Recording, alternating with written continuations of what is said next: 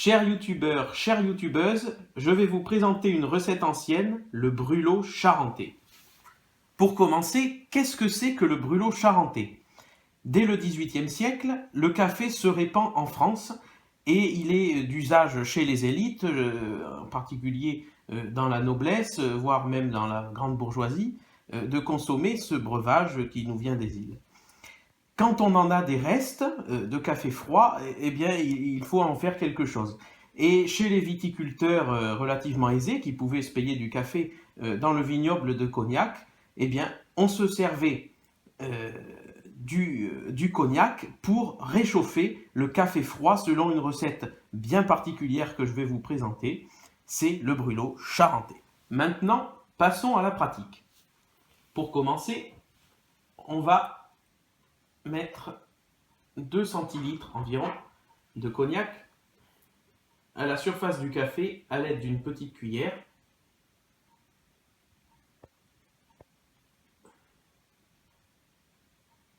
Voilà, à peu près comme ça. Le but, c'est de créer une petite pellicule de cognac à la surface du café, dans la tasse. Cette petite pellicule, elle va pouvoir s'enflammer une fois que la combustion aura commencé et elle réchauffera le café par l'intérieur de la tasse. Ensuite, on va disposer 3 morceaux de sucre dans la soucoupe autour de la tasse.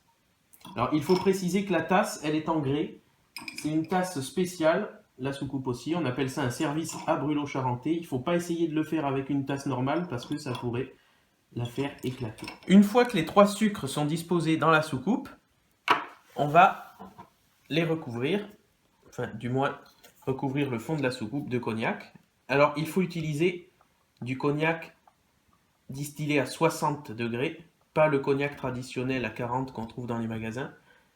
C'est pas assez concentré en alcool. Ça brûle, mais beaucoup moins bien. Voilà, une fois que le cognac est dans la soucoupe, eh bien, on n'a plus qu'à l'allumer.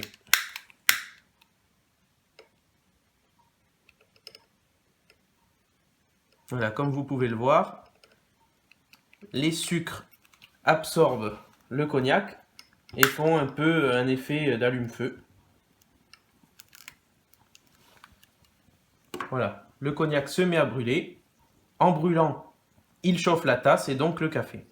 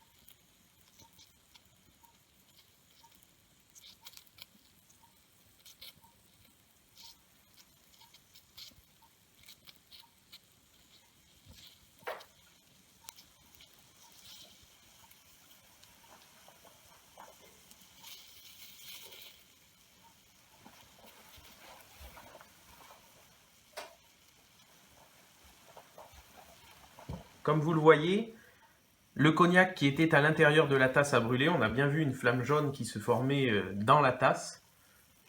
Il a été enflammé par la flamme produite par le cognac dans la soucoupe.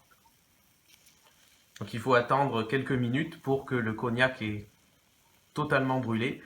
On peut voir que le café qui était bien froid est en train de bouillir dans la tasse.